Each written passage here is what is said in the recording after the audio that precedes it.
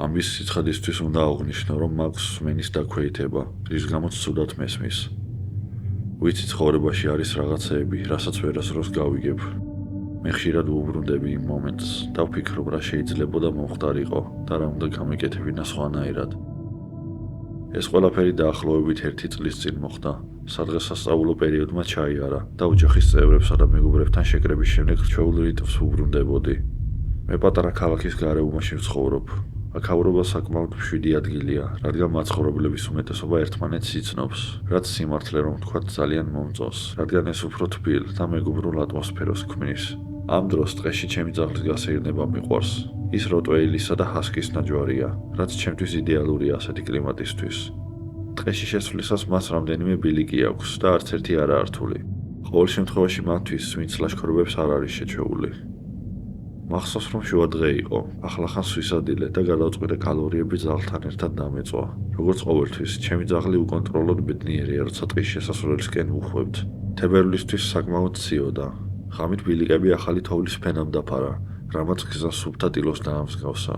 როგორც ყოველთვის, ჩემი ძაღლი ოზი საყელურის გარეშე გაუშვი, რომ თავისუფლად ერბინა. თოვლში ჩანდა რამდენიმე ყვითელი ლაქა და ჩექმის ნაკვალევი, რაც მიმონიშნებდა, რომ დილით უკვე რამდენიმე ადამიანს თავისი ძაღლი გასეირნებული ჰყავდა.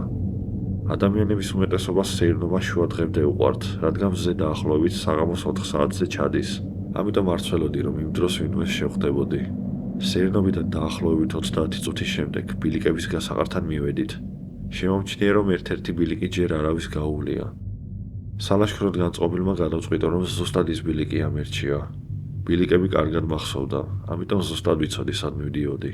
ბილიკს გაშლის სივრცეში მიხავდი, რაც ძალიან გამიხარდა, რადგან მინდოდა ბინოკლით ადგილობრივი ფრინველების დათვალიერება.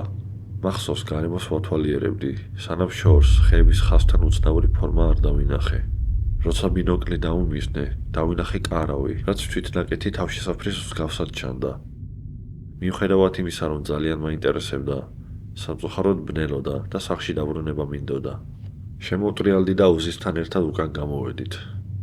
როგორც ყოველთვის, ის წინ გაიქცა, მაგრამ მისი ქცევა უცნაურად მომეჩვენა. ჩვეულებრივზე მეტად ფხიზელი და დაკვირვებული იყო. ბილიკს უფრო ინტენსიურად ყნოსავდა, ვიდრე აქამდე.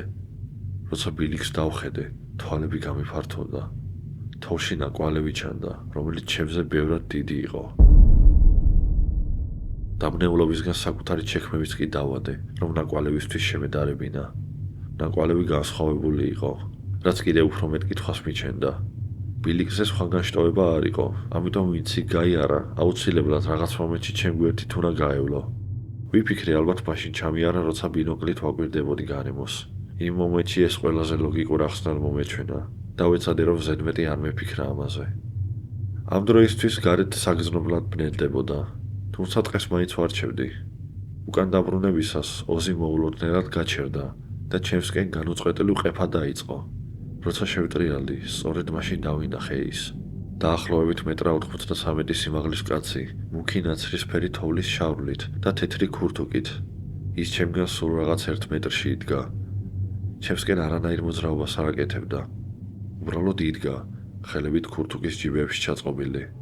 სამეზობლოდან ვერ ვიცანი, ამიტომ ვიფიქრე, რომ ან მოლაშქრე იყო, ან სხვა ქალაქიდან ჩამოსული. თითქოს რაღაცას მელაპარაკებოდა, მაგრამ განათების სიმცირის გამო და იმის გამო, რომ არ ვიცოდი ინგლისურად საუბრობდა თუ არა, ამის გარჩევა ვერ შევძელი. იმ მომენტში თავი იდიოტად ვიგრძენი, რომ ტელეფონი თან არ მქონდა. საბოლოოდ ვეცადე, რამენაირად მიმითითებინა მისთვის, რომ სმენა დაქვეითებული ვარ და რომ გვიანდებოდა. სახლში დაახლოებით საღამოს 5:30-ზე დავუბრუნდი. ამ დროისთვის გარეთ უკვე სრულიად ბნელოდა. მახსოვს, ჩემი ჩვეულებრივი საღამოს რუტინა გავაგრძელე და იმ შემთხვევაზე დიდად არ მიფიქრია. მაგრამ შუა ღამეს მოხდა რაღაც, რაც დღემდე შიშს ვგრის. ოზის ხელის ლოკვამ გამაღვიძა. ის ამას ჩვეულებრივ დილით აკეთებს, რომ გამაღვიძოს ხოლმე. ტელეფონს შევხედე დროის შესამოწმებლად და ჩემდა გასაკვირად ღამის 3 საათი იყო.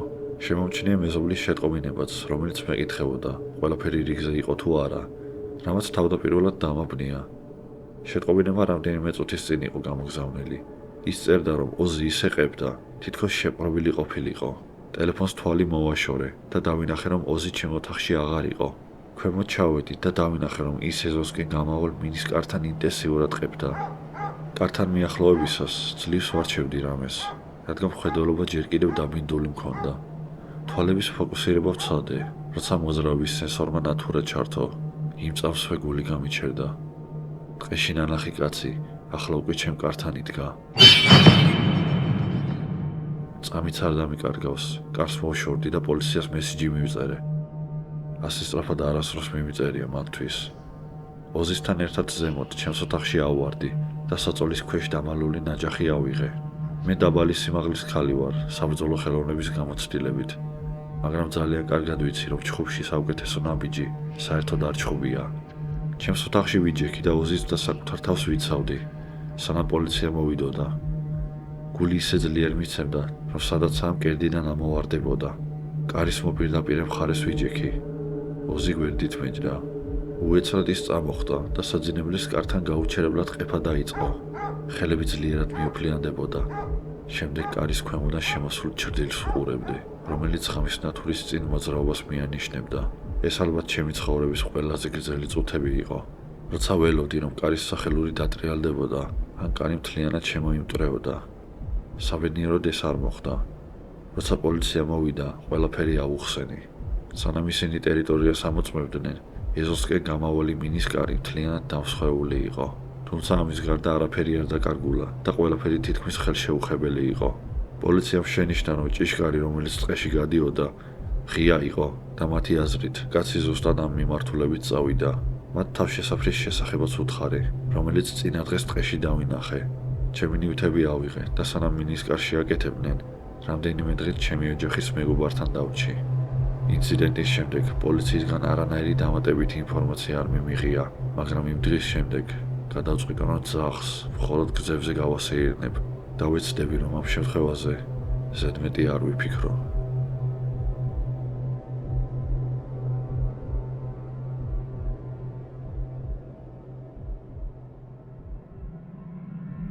ჩემი სახელია ემბერი და მე 16 წლის გოგო ვარ. მე ილინოისში ჩემს დასთან კეითთან ვცხოვრობ, რომელიც 15 წლისაა. მამა ჩემი ტყის გაჩეხვის ჯგუფში მუშაობს, ჩვენი სახლიდან დაახლოებით 30 წუთის სავალზე. 5 დეკემბრის დილა იყო, როდესაც მე და ჩემი და კინოში წასასვლელად ვემზადებოდით. გადავწყვიტეთ ახალი საშინელებათა ფილმი Terrifier 3 გვეყურებინა, რომელშიც შობის თემატიკაც იყო გამოყენებული. ყველამ ვიცოდით, რომ ფილმი 18+ იყო, მაგრამ ამას დიდ ყურადღებას არავინ აქცევდა. თანაც გარეგნობით ჩვენზე უფროსებად გამოვიყურებოდით. კინოში მივედით და ჩვენი გარეგნობის წყალობით მარტივად შევედით. თუმცა ფილმის შუა ნაწილში, როცა ყველა მომდევნო სცენის მოლოდინში იყო, ჩემმა ტელეფონმა საკმაოდ ხმამაღლა დარეკა, რომ მთელ დარბაზს გაეგო. ამან ყველას განწყობა გაუფუჭა. ყველა გაღიზიანებული მზერით გვიყურებდა. მე და ჩემი და დარბაზიდან შერცხვენილები გამოვედით. სივილის დროს წავიქეცი კიდეც, რამაც სიტუაცია უფრო უხერხული გახადა, ვიდრე აქამდე იყო. კინოდან გამოსვლის შემდეგ ტელეფონი შევამოწმე თუ ვინ მირეკავდა. მამა იყო. თუმცა კიდევ დარეკვის ნაცვლად მივიღე შეტყობინება. სადაც ეწერა: ჰეი, შეგიძლიათ სამსახურში საჭმელი წამომიღოთ?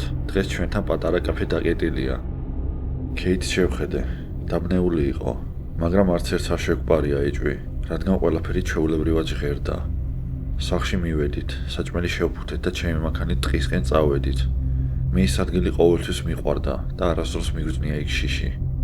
გარემო საოცარი იყო. გორაკი, რომელიც ტბისკენ ჩადიოდა, იდეალური იყო თევზაობისთვის და ფოტოების გადასაღებად. ცოტა ხანში მანქანიდან გადმოვედით და ტყის ბილიქს გავუყევით. ტელეფონი ამოვიღე, რომ მამისთვის დამერეკა, მაგრამ არ მიპასუხა. დაბნეულმა კეითს შევხედე, რომელიც ასევე დაბნეული იყო.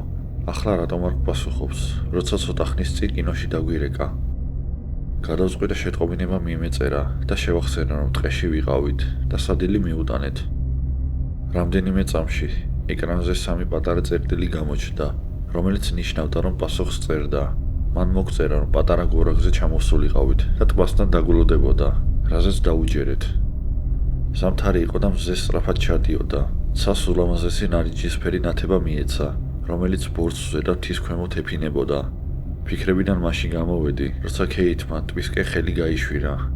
იქ წყლის პირას შავებში ჩაცმული კაცი იჯდა ნავსადგომზე, ჩვენგან ზურგით. ვიფიქრეთ, რომ ეს მამა იყო. ცოტათი კიდევ ჩავედით და მის უკან გავჩერდით. მისი სახელი დავიძახე, მაგრამ ის არ განძრეულა. ქეითი აშკარად შეშფოთებული ჩანდა და მისი მდგომარეობა სიტუაციას კიდევ უფრო ამძაფრებდა. ნელა ჩამოუხადე თავსაბურავი, რომელიც მას ეხურა და დავინახე კაცი, რომელიც ნამდვილად არ იყო მამა ჩვენი. მე და ქეითმა დავიყვირეთ. როცა ის შემოbrunდა და მამაჩემის ტელეფონს გიჟივით იქნებდა, თან იღიმოდა ისე, თითქოს სიამოვნებდა ჩვენი შეშინება. დავიყვირე და ვკითხე, რატომ იყენებდა მამა ჩვენის ტელეფონს, მაგრამ პასუხი არ გაუწია. ამის ნაცვლად წინ წამოიჭრა და ქეითს ხელი მოჰკიდა. საბედნიეროდ საკმარისად ძლიერი ვიყავი, რომ ხელიდან გამომეგლიჯა და ურიმე მთელი ძალით სირბილი დავიწყეთ. ადრენალინი იმდენად ძლიერად მოქმედებდა, რომ არასდროს მინახავს არც ერთი ჩვენგანი ასე სწრაფად გაქცეულიყვნენ. უკან ფეხის ხმა მესმოდა, რომელიც უფრო და უფრო ახლოვდებოდა. მივხვდი, რომ მოგსდებდა.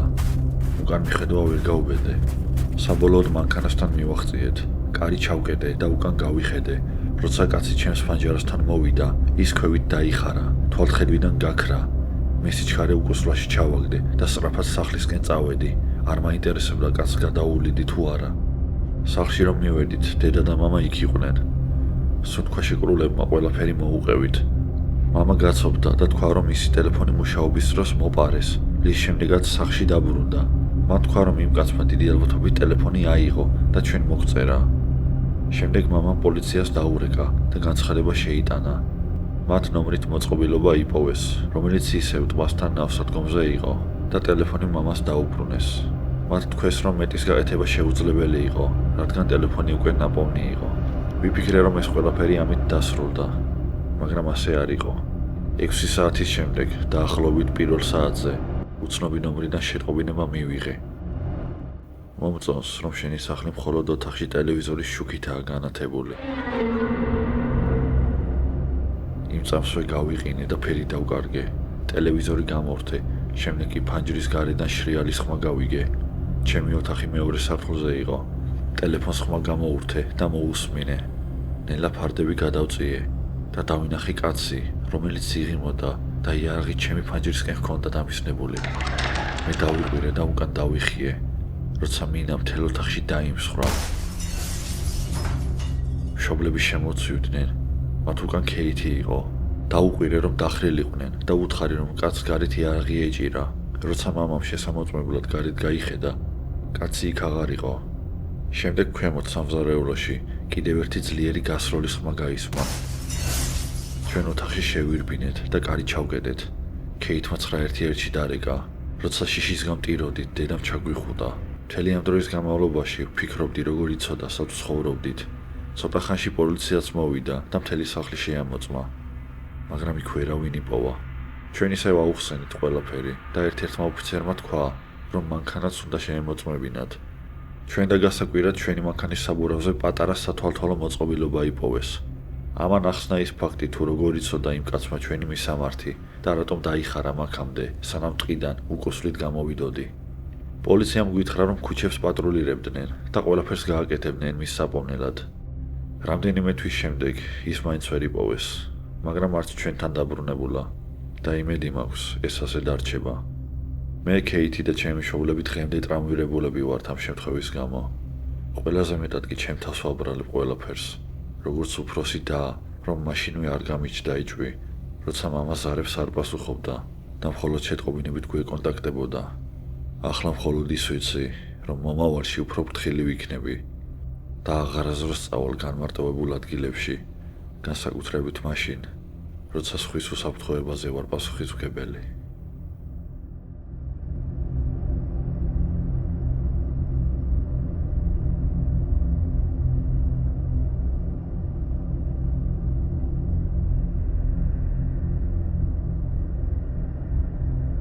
$2021 წელი იყო.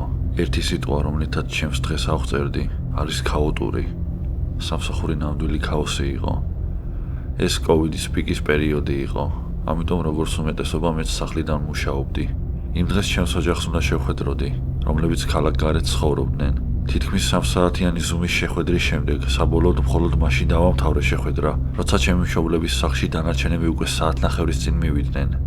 არ ვთვლი იმ 2 საათს, რაც იქ მისვლამდე დამჭირდებოდა. გამგზავრებამდე სამზარეულოში 2 ჭიქა ყავა დავისხი, რომ თან წამეღო. ღმერთმა იცოდა რომ დამჭირდებოდა. როგორც კი მანქანის კარი გავაღე, მივხვდი რომ ეს მგზავრობა იმაზე თავგადასავალი იქნებოდა, ვიდრე თავიდან მეგონა. იმავე საღამოს დაწყებული თოვლი და ქარი ნელ-ნელა იმატებდა. ქუჩები ძლივს იყო გაწმენდილი. მიწაზე უკვე მინიმუმ 60 სანტიმეტრი თოვლი იყო დადებული და ასეთი ამინდი კიდევ კარგი ხანი გაგრძელდებოდა. დასახლებულ ქუჩებზე უმეტესწილად 25 კმ/სთ-ზე ნაკლები სიჩქარით მიწევდა მოძრაობა. იმ დროისთვის საკმაოდ ძველი და უხარისხო Hyundai მყავდა, რომელიც საერთოდ არ იყო ექსტრემალური ამინდებისთვის შესაფერისი. ანტიბლოკირების მუხრჯებიც კი არ ჰქონდა. მე სწრაფი მძღოლი ვარ, ამიტომ როგორც კი ავტომაგისტრალზე გავედი, სიჩქარე 100-მდე გავზარდე, რაც იმ პირობისთვის ზედმეტად სწრაფი იყო. საბოლოოდ მშობლების სახლთან დაახლოებით საღამოს 9 საათზე მივედი. მათ ვახშამი ჩემს გარეშე დაიწყეს. გვიან, მაგრამ მეც შეუერთდი. რამდენიმე სასმელისა და საჩუქრების გაცვლის შემდეგ დროის შეგრძნება დამეკარგა. იმდენად გავერთგნათ ესავებთან შეხვედრით, რომლებიც კარგი ხანი არ მყავდა ნანახი, რომ ფაქტობრივად დამავიწყდა, რომ სახლში ვიყავი წასასვლელი. მაშინაც კი როცა ოჯახის წევრების უმეტესობა უკვე წასვლას იწყებდა. როცა ბოლოს და ბოლოს მანქანაში ჩავჯექი, უკვე შუაღამე იყო და მიწაზე თოვლმა კიდევ მინიმუმ 30 სანტიმეტრით აიწია. ოდნავ ნასვამი ვიყავი, მაგრამ ვფიქრობდი, რომ საკმარისად ფხიზელი ვიყავი სახლში მისასვლელად. რა თქმა უნდა, საერთოდ არ ვამართლებს სმას და მანქანის ტარებას. უბრალოდ ძალიან დაღლილი ვიყავი და სახლში მინდოდა მისვლა. ავტომაგისტრალისკენ მიმავალ გზაზე შემომჩნია, რომ გზები სრულიად დაცარიელებული იყო. ერთ კონკრეტულ მონაკვეთზე საბედისწერო შეცნობა დაუშვი და სიჩქარე 70-მდე აუწიე. როცა უკვე მოსახვეებს უახლოვდებოდი, მივხვდი, რომ მანქანა ცურავდა. პანიკაში არ ჩავარდი, რადგან ეს პირველი შემთხვევა არ იყო. ვცდილობდი სიჩქარის დაბლა გადართვას და სიჩქარის შემცირებას, მაგრამ როცა მოსახვეები უფრო და უფრო ახლოვდებოდა და მანქანა არ ჩერდებოდა, ახლა უკვე პანიკა დამეუფლა. მანქანა პირდაპირ გზიდან გადავარდა და ხეს შეეჯახა. რა დროსაც აირბაგიც გაიხსნა. დარტყმის ძალისგან წამით შოკში ვიყავი, მაგრამ საბედნიეროდ სერიოზულად არ დავზიანებულ ვარ. მანქანა კი მთლიანად განადგურდა. კაპოტი მთლიანად იმ ხის ირგვლივ თოვლის გროვაში იყო ჩაფლული, რომელსაც დავეჯახე. მისი გზაზე დაბრუნება ამ მსგავსი რამ ჩემგან სრულიად შეუძლებელი იყო. პირველი რამ რაც გავაკეთე, გზის დახმარების სამსახურს დაურეკე. მათ მითხრეს, რომ მანქანას გამოაგზავნიდნენ, მაგრამ საშინელი ამინდის გამო შესაძლოა 40 წუთამდე დასჭირებოდათ მოსვლა. მიტოვებულ გზაზე ტყის გარშემო ვიყავი და არც ერთი სახლი არ ჩანდა. ამიტომ მშობლებსაც დაურეკე და ვსთხოვე, რომ რომელიმე მათგანი მოსულიყო და დამოლოდებოდნენ. მამამ მითხრა, რომ მანქანაში ჩაჯდებოდა და წამოვიდოდა. ამის შემდეგ ყურმილი დავკიდე და ლოდინი დავიწყე. სანამ იქ ვიჯექი, ქარის ზუზუნში რაღაც სხვა ხმას მოვკარიყური.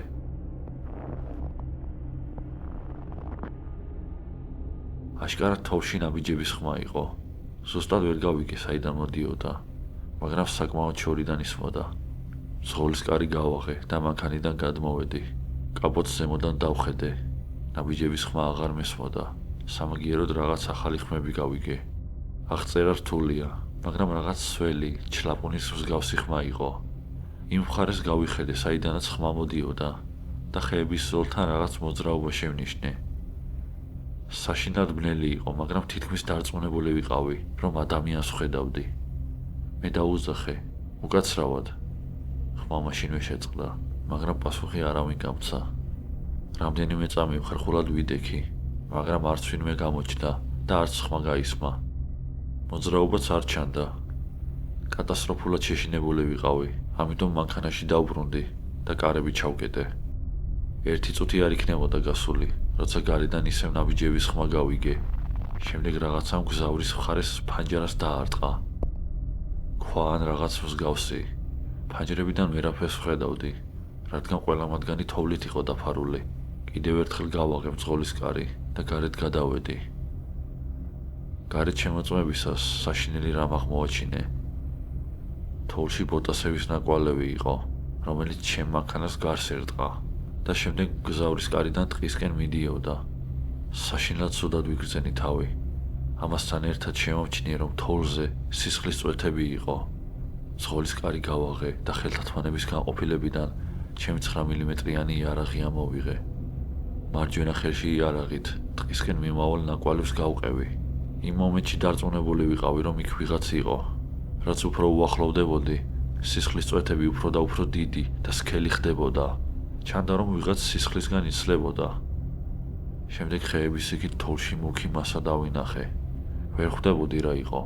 გულში ღმერთს მხოლოდ იმას ვთხოვდი, რომ ადამიანი არ ყოფილიყო. ტელეფონი ამოვიღე და ფანარი ჩავრთე. საბედნიეროდ ადამიანი არ იყო. ეს იყო მკვდარი ირემი, რომელიც როგორც ჩანს უფრო დიდმა მტაცებელმა დაგლიჯა. მუცელი მთლიანად გამოშიგნული ჰქონდა. ფანარი მკვდარი ცხოველის ირგვლივ მივანათე, მაგრამ თავი არსად არ ჩანდა. მივხვდი, რომ ეს ყველაფერი უკვე მეტისმეტად უცნაური ხდებოდა და მანქანასთან დავბრუნდი. მანქანასთან რომ მივედი, ზღოლის კარი გავაღე და იმ წამსვე ძლივ შევიკავე თავი, რომ იქვე არ ამრეოდა გული. ზღოლის სავარძელზე იდო ირემის მოკვეთილი თავი. დადებული ისე თითქოს პირდაპირ მე მიყურებდა. იქიდან სირბილით გავიქეცი და რამდენიმე ხანში გზაზე გავედი. რამდენიმე წამიანი სირბილის შემდეგ შორიდან ფარები გამოჩნდა. მანქანისკენ გავიქეცი, ხელებს გიჟივით ვიქნები და ვყვიროვდი ხელში პისტოლეტით. საბედნიეროდ ის მანქანა მამაჩემი იყო. მანქანა გააჩერა და მკითხა რა ჯანდაბას ვაკეთებდი. მე მას ჩაუჯექი და ყველაფერი მოუყევი. გეფიცები თავიდან საერთოდ არ დამიჯერა. მამის გვერდით უფრო მშვიდად ვიგრძენი თავი და ისევ ჩემ მანქანასთან დაბრუნება გადავწყვიტეთ. ნაკვალევი ისევ ჩემს მანქანას გარშემო ერტყა, მაგრამ ირმის თავი აღარ იყო. მხოლოდ მძღოლის სავარძელზე დიდი სისხლის ლაქა. გონი სწორედ მაშინ დაიჯერა ჩემი ისტორია. ირემის გვამიც აღარ იყო. მხოლოდ თოვში სისხლის კვალი ჩანდა. ბოლოს ევაკუატორი მოვიდა და მანქანა წაიყვანა. მამამ მკითხა, მინდოდა თუ არა პოლიციაში დარეკვა. მაგრამ სიმართლე გითხრათ, ამისთვის ენერგია აღარ მქონდა. სრულიად გამოფიტული ვიყავი და მხოლოდ ძილი მინდოდა. ვიფიქრე პოლიციის გამოძახებაც ვერაფერს შეცვლიდა. აი ეს არის ჩემი ისტორია. მე დღემდე წარმოდგენა არ მაქვს, ვინ იყო იმ ღამით დღეში და რა უნდოდა. შესაძლოა უბრალოდ შეშინება სურდა. მაგრამ თუ გავითვალისწინებთ ირემზე მის სასტიკ ქმედებებს, გონია რომ ბევრად უარესი განზრახვა ჰქონდა, ვიდრე უბრალოდ შეშინება.